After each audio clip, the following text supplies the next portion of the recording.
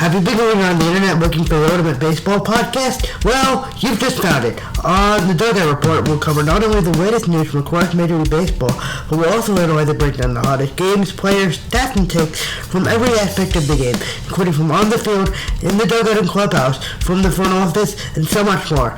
As longtime White Sox broadcaster Ken the Hawk Harrelson would say, sit back, relax, and strap it down.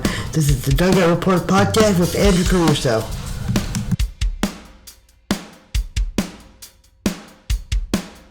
Hello everyone, and a very happy Sunday to you, wherever you may be. This is a special episode of the Dugout Report on this Sunday, July 17th, 2022. I am your host, Andrew Caruso.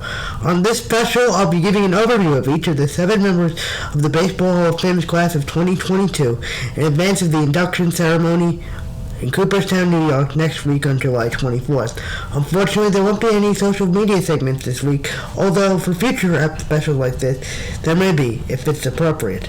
First off, I hope everyone is doing well. This is our first special episode on the Dugout Report, and I'm excited to bring these kinds of episodes to the air. I had surgery the other day, and I figured it would be the perfect opportunity to debut this kind of episode as I'm recovering, and I haven't really had the chance to follow the baseball headlines this week, so I don't think I could have written a traditional news episode. Don't worry, regular content will return within the next few weeks. Stay tuned for updates. Anyways, if you missed the last episode from last week, you can listen to that episode and previous edition of the show on Apple Podcasts, Spotify, and YouTube. Also, to remind you, you can follow the show on Twitter at DugoutRepPod. That's Dugout, R-E-P, Pod. While you're at it, follow my personal Twitter feed and my Instagram page at AndyCaruso77. Posting on Instagram are almost non-existent, so Twitter is the primary place to follow and connect with me as well as the show. That's enough social media talk for one day, and we've got a lot to cover, so we can't waste any more time. And with that being said, let's head up to Cooperstown to discuss baseball's latest elite group. Stay tuned.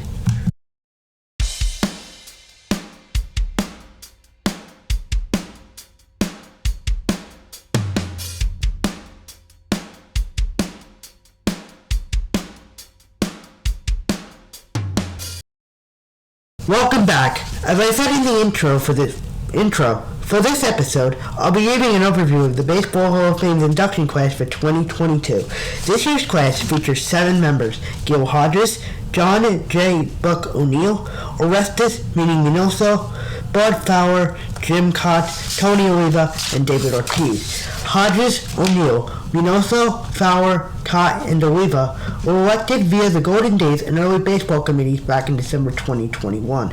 Ortiz was elected via the Baseball Writers Association of America, or BBWAA, ballot back in January of this year with 77.9% of the vote, nearly 3 points above the 75% threshold. It should be noted that Dick Allen fell 1 vote short of being elected by the Golden Days Committee. He received 11 out of 16 votes, 1 below the 12 vote or 75% threshold. On the writers' ballot, Roger Clemens, Barry Bonds, Curt Schilling, and Sammy Sosa, who were all noted PED users during their careers, fell short of 75% for their 10th and last year on the regular ballot. Out of these 4, Bonds received the highest voting percentage with 66%. Clemens trailed just behind with just over 65%, while both Schilling and Sosa got below 60%. However, they will all be eligible for induction next year via the Contemporary Baseball Era ballot, and that committee is scheduled to meet during the upcoming MLB winter meetings at the beginning of December. It'll be interesting to see if any of them get elected this way through a select group of Hall of Famers, baseball historians, and other personnel, and how those individuals view their careers as opposed to 300 or 400 baseball writers. Do you think any of them will be elected through this committee? Let me know. While we're on this subject, as for TV coverage, you can watch the actual induction ceremony next Sunday, July 24th, with coverage on MLB Network beginning at 1:30 Eastern Time. And I'll be watching the ceremony with you, so I will be live tweeting, so stay tuned. Now that we've covered the basics, it's time for the most important part of the episode, previewing the class of 2022. That's coming up, so stay tuned.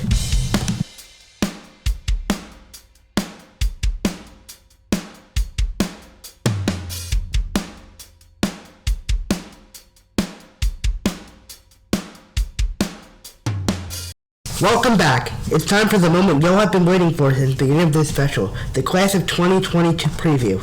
For this part, I'll tell you about each individual by giving a short bio, breaking down their career stats, and sharing a few miscellaneous fun facts. I'll go over the way I listed them in the intro, starting with Gil Hodges and ending with David Ortiz. Let's get started. The first member of the Class of 2022 is Gilbert Ray Gil Hodges, who was born on April 4th, 1924 in Princeton, Indiana, and he died on April 2nd, 1972 in West Palm Beach, Florida. Over an 18-year MLB career in 1943 and from 1947 to 1963 as a first baseman and outfielder, he played for the Brooklyn Dodgers and New York Mets. He compiled an average of .273 with 1,921 career hits, 370 homers, 1,274 RBIs, and a WAR of 43.9, and an on-base percentage of .359, and a .487 slugging percentage, and an .846 OPS. He was an 8-time All-Star, 3-time Gold Glove Award winner, and won a World Championship with the 1955 Dodgers over their crosstown rival Yankees. He missed 2 seasons due to military service during World War II. When he retired, he ranked second in NL history in assists and double plays and was a key piece of 6 pennant-winning teams. After retiring as a player, he managed the Mets from 1968 to 1971, where he was the skipper of the 1969 Miracle Mets that won the World Series over the heavily favored American League champion Orioles. His number 14 is retired by both the Mets and Dodgers, with the Mets bestowing the honor in 1973, the year after he died of a sudden heart attack, and the Dodgers honoring him on June 4th of this year. Hodges was previously a candidate for election to Cooperstown 34 times prior to his election in December, through a combination of BBWA ballots and veteran committee ballots. Our second member of this year's class is John Jordan Buck O'Neill Jr., who was born on November 13, 1911 in Carabel, Florida, and died on October 6 of 2006 in Kansas City, Missouri. He played in the Negro Leagues as a first baseman for the Memphis Red Sox and Kansas City Monarchs from 1937 to 1955. Although his career was interrupted for 2 years in 1944 and 45 due to military service, he was a 2-time Negro League All-Star in 1942 and 43, and he won the Negro League World Series in 1942 with Kansas City. Unfortunately, Negro League stats after 1950 are non-existent or unreliable, so over 12 seasons from 1937 to 1943 and 1946 to 1950, he compiled a 288 average with 361 career hits, 11 homers, and 176 RBIs, having a 317 on-base percentage and 361 slugging. From 1948 to 1951, he was a player-manager for the Monarchs, and after that time he solely managed until the Negro League ceased operation in 1955. After retiring from the Negro Leagues, he was a scout for the Kansas City Royals and Chicago Cubs, and in 1962 became the first black coach of the MLB with Chicago. He was a founding member of the Negro Leagues Baseball Museum. He is the namesake of the Hall's Buck O'Neill Lifetime Achievement Award. In 2006, just weeks after his death, he was posthumously awarded the Presidential Medal of Freedom by President George W. Bush. And in 2007, the Royals dedicated the Buck O'Neill Legacy Seat in his honor. Also in 2006, the Kansas City T-Bones, an independent team, retired number 22 in his honor. So, this honor has been a long time coming for a truly influential figure in our game. Congratulations to him. Our third inductee for the class of 2022 is Orestes Minoso, who was born on November 29, 1923 in Perico, Cuba, and he died on March 1st, 2015 in Chicago, Illinois. Nicknamed the Cuban Comet and Mr. White Sox, Minoso was a former Negro League player who spent the first 3 years of his pro career with the New York Cubans, before spending the remaining 17 seasons of his career as an outfielder and third baseman, mainly with the Chicago White Sox, but he also had stops in Cleveland, St. Louis, and Washington. Altogether, he played professionally from 1947 to 1964. Over that span, he compiled a .299 average with 2,110 career hits, 195 home runs, and 1,093 RBI. He also had a .389 OBP, an .848 OPS, and a WAR of 53.8. He was a 9-time MLB All-Star, and a three-time Gold Glover. He was a two-time Negro League All-Star and a Negro League World Champion in 1947. He was the first Latin American MLB All-Star and the first Afro-Latino to play in the MLB. He retired as a player in 1964 and was involved in baseball in Mexico until 1973, when he rejoined the White Sox as a coach. He appeared in 2 regular season games in 1976 and 1980, respectively, which were both highly publicized appearances. It was during one of those appearances that he became just the third player to get a hit after age 50, and the second to appear in a game in 5 different decades. Number 9 was retired by Chicago in 1983, the same year he was elected to the Cuban Baseball Hall of Fame, and in 1996 he was inducted to the Mexican Baseball Hall of Fame. He was previously a candidate on the Golden Days ballot in 2014, but failed to gain induction. Then, 7 years later, he finally gets in. As Hawk would say, yes, yes, yes, yes, yes, history! The fourth inductee for this year's class is pioneer Bud Fowler, who was born John Jackson on May 16, 1858 in Fort Plain, New York, about 25 miles from Cooperstown, and he died on February 26, 1913 in Frankfort, New York. Little is known about his life, but Fowler is widely regarded as the first African American to play professional organized baseball. He played for various pro teams in his teens and early 20s before debuting with the Page-Flint Giants in the first Negro League in 1895. Historians report that he played 10 seasons of organized professional baseball as what we call a utility player today. He played all over the field. He played in that league until 1898, and after that, he played or managed semi-pro teams until 1904, including a stint as the manager of Page-Fence. In 2013, Cooperstown held a Bud Fowler Day with an exhibit at Doubleday Field, and the street leading to the field was renamed in his honor. In 2020, the Society for American Baseball Research announced he was selected as an overlooked 19th century baseball legend, which is a player, manager, executive, or other baseball personality not yet inducted to Cooperstown from that era. So with that being said, we've completed about half the profile, so I think it's time for a short break. I'll be back in just a minute, so don't go away.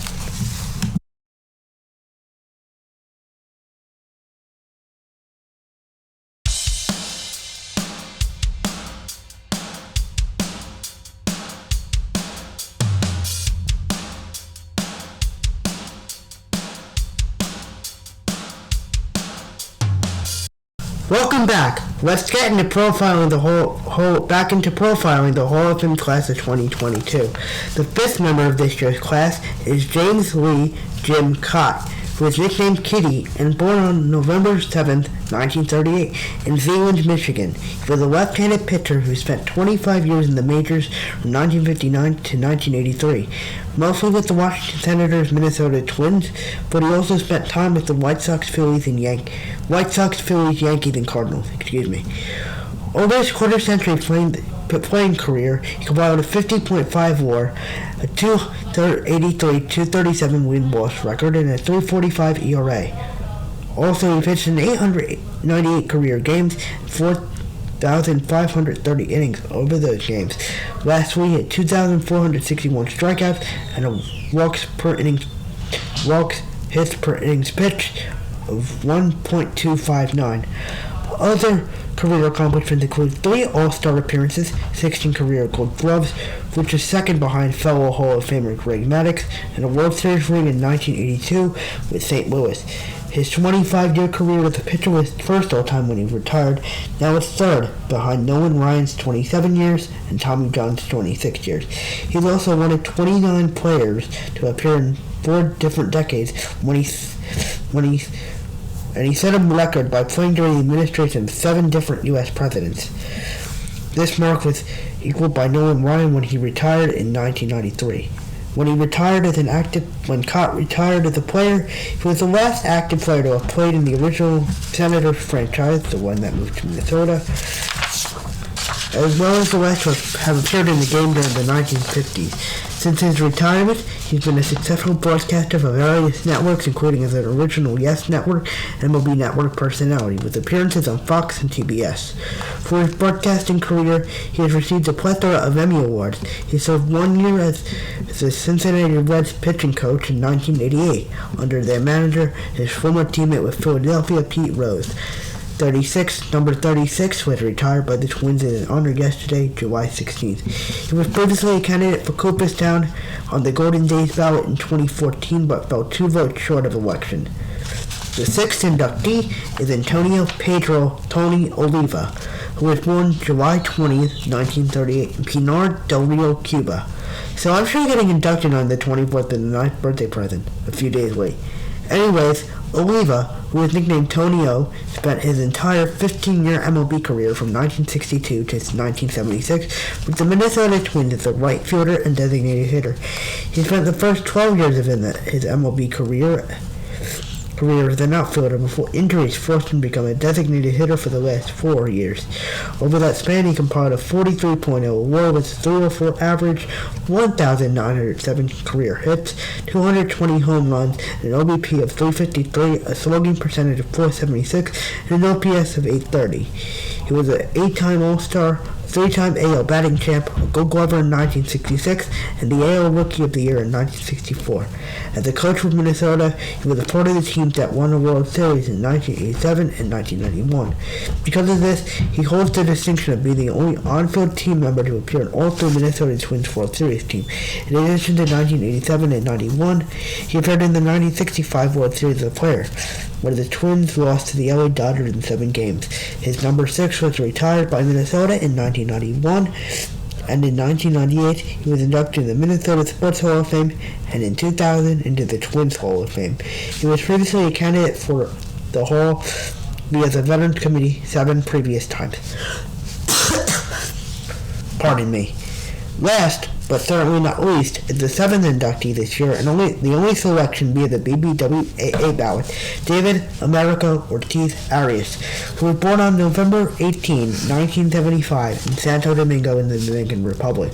Nicknamed Big Papi, Ortiz spent 20 years in the majors from 1997 to 2016 as a first baseman and designated hitter with the Minnesota Twins and Boston Red Sox. Over that span, he acquired a 53.3 WAR with a 286 average, 2,472 hits, 541 home runs, and 1,768 RBIs. He also had a 380 on-base percentage, of 552 slugging, and a 931 OPS. Other career accomplishments include 10 All-Star appearances, 7 Silver Slugger awards, 3 World Series rings, and an ALCS MVP in 2004 and a World Series MVP in 2013. He was the Home Run Derby winner in 2010 in Anaheim, a 2-time Hank Aaron Award winner, and the 2011 recipient of the Roberto Clemente Award. Lastly, he led the AL in RBIs twice and was the league leader in home runs in 2006. He was a member of 2 memorable World Series winners with Boston. In 2004, when they broke the curse of the Bambino to win their first title in 86 years over the Cardinals, and in 2013, when the team rallied after the Boston Marathon that April. Ortiz had a clutch grand slam in Game 6 of the ALCS to secure the pennant for Boston and route to being named World Series MVP, as I stated earlier. His number 34 was retired by the Bo Sox in 2017, and he was inducted in their Hall of Fame in 2020, but a formal ceremony was not held due to COVID. Outside of baseball, he has been involved in various charitable causes and humanitarian efforts, as well as the number of business ventures with stars like Jay-Z and other famous stars. He has been a TV analyst for Fox Sports, on baseball broadcast for Fox Sports. Lastly, he is the 4th Dominican-born player to be inducted into the Hall, joining Juan Marichal, Vladimir Guerrero Sr., and his former Red Sox teammate Pedro Martinez. He is also the 5th former Red Sox to be elected on his first ballot, joining Martinez, Ted Williams, Carl Yastrzemski, and Wade Boggs. So with that, we've completed a profile for every member of the class of 22. I hope you've enjoyed an inside look into each member's life and career. Congrats to all of them on this great honor. Each of them deserve it for their contributions to the game. And this segment did require a lot of blood, sweat, tears, and research. The stats I used a combination of Baseball Reference and Wikipedia, and also the Hall of Fame official website, the team's official websites, and various news articles. So I hope you guys enjoy my work. With that being said, we've sadly reached the end of the episode, but closing remarks are coming right up. So keep listening and don't go away.